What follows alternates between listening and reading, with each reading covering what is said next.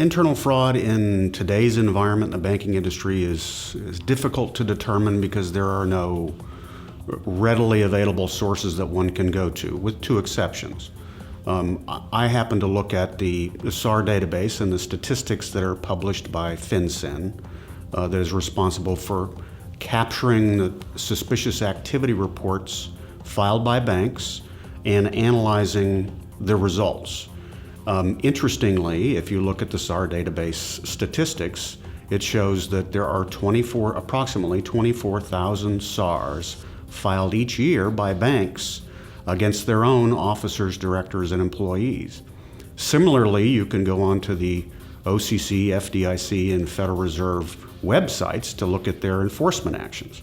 Over the last approximately 3.5 years, there have been 800 insiders removed and prohibited from banking for life by the agencies. Those two statistics suggest to me that internal corporate fraud is still prevalent in the industry.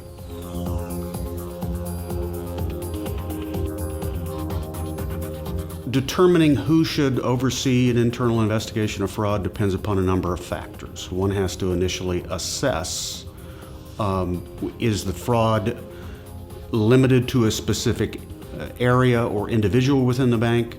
The key that I usually use in determining how an investigation should be undertaken and by whom is first to determine is the fraud intended, will the result of the fraud cause material financial harm to the institution, number one, and number two, will it impact the reputation of the bank negatively?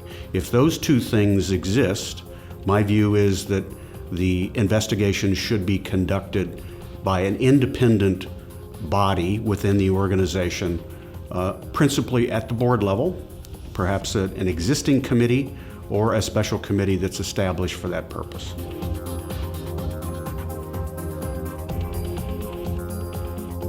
The essential steps that the board should take in opening an investigation is to initially assign responsibility to an individual independent board member to initially assess the scope and breadth of what's to be investigated. The independent committee's responsibilities initially will be determining what are going to be the reporting responsibilities to management, what are going to be the reporting responsibilities within the committee, who will be responsible for communicating not just the results, but the process to the regulators.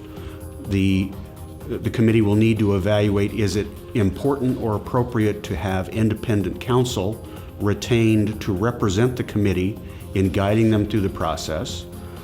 Independent counsel, in turn, will evaluate whether a consultant is needed for the protection of privileges on documents that get created through the process. An action plan would need to be prepared, and then that action plan would need to be implemented and communicated with the regulators. The most important piece is the independence of the evaluation process.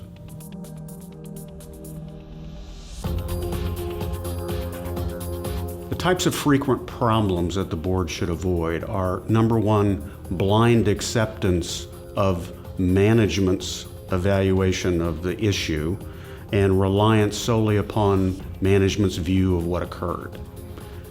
Number two, failure to establish an independent process in which potential wrongdoers are precluded from having any participation in the process.